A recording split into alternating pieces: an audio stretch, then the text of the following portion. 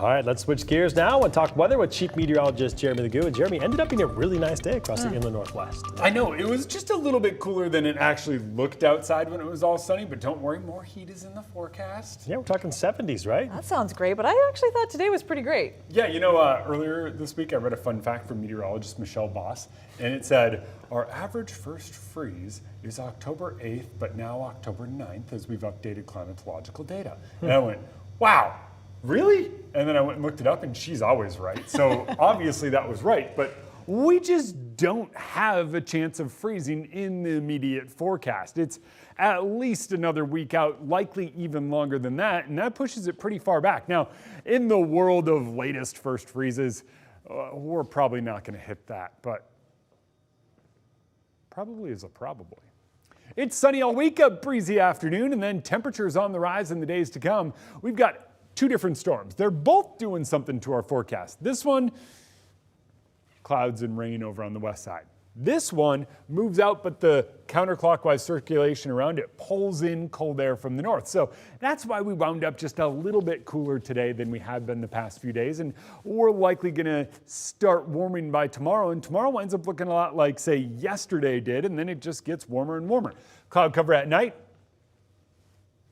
a blanket. And it keeps our temperatures a little bit warmer. So we don't quite see that same dip in the mercury that we do in a clear night, but overall we will clear out some of those clouds by morning, and we likely do wind up a little bit cooler by tomorrow morning.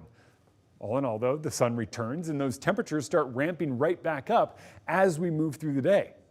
And they get even warmer in the subsequent days thereafter. That's all thanks to the overall atmospheric pattern. That's a giant ridge of high pressure in the atmosphere high overhead, and if I can teach you another thing, we're going to start with this.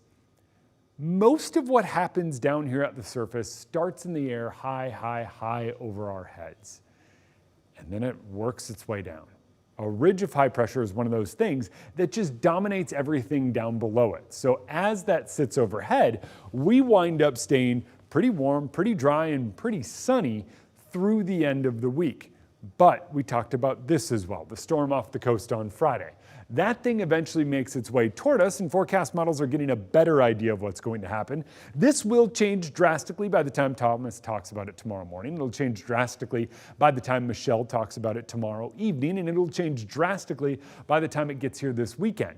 But what we do know is that an overall shift in the weather pattern is eventually going to bring about some cooler than average temperatures and some wetter than average conditions. An average this time of year was today. By next week, that average is about where we see Tuesday. So if we run it out even further from there, it's likely we top out near 50, if not in the 40s. So the next few days, those 60s and 70s, enjoy those while they last. Yes, we will do that. Jeremy, thank you very much.